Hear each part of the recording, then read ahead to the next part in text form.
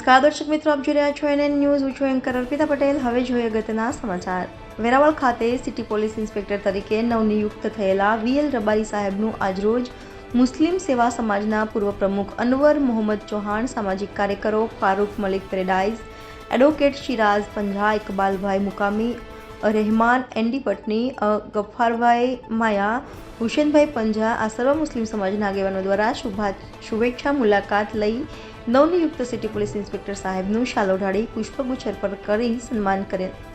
આ પ્રસંગે આ સર્વ મુસ્લિમ સમાજના આગેવાનો દ્વારા થોડા દિવસો પછી આવી રહેલ પવિત્ર રમઝાન માસ દરમિયાન હાલમાં વેરાવળ ખાતે 80 ફૂટના રોડ ઉપર તેમજ શાહીગ્રા સોસાયટી ખાતે નવા બની રહેલા ઓવરબ્રિજની કામગીરી ચાલુ હોવાથી ટ્રાફિકની બહુ જ સમસ્યા ઉત્પન્ન થઈ છે. આ પ્રસંગે ટ્રાફિકની બહુ જ સરસ વ્યવસ્થા જળવાઈ રહે અને આ સ્થળોએ ટ્રાફિકની જેટલી પણ સમસ્યાઓ દૂર થાય તે માટે ટ્રાફિક પોલીસનો બંદોબસ્ત કરવામાં આવે, તેથી કોઈ પણ પ્રકારનો અનિચ્છનીય બનાવ ન બને અને સ્થળે વ્યવસ્થા જળવાઈ રહે તેવી લેખિત રજૂઆત કરવામાં આવેલ.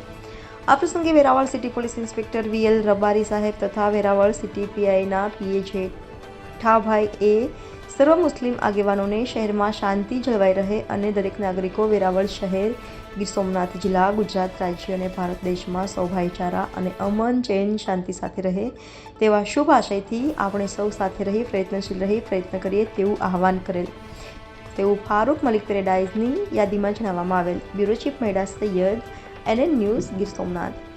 દર્શક મિત્રો, તમારી આસપાસ બની રહેલી અવનવી ઘટનાઓ વિશે જાણવા માટે એનએન ન્યૂઝને લાઇક કરો, શેર કરો, સબસ્ક્રાઇબ કરો અને બેલ આઇકન પ્રેસ કરો, જેથી આપની નોટિફિકેશન્સ મળતી રહે.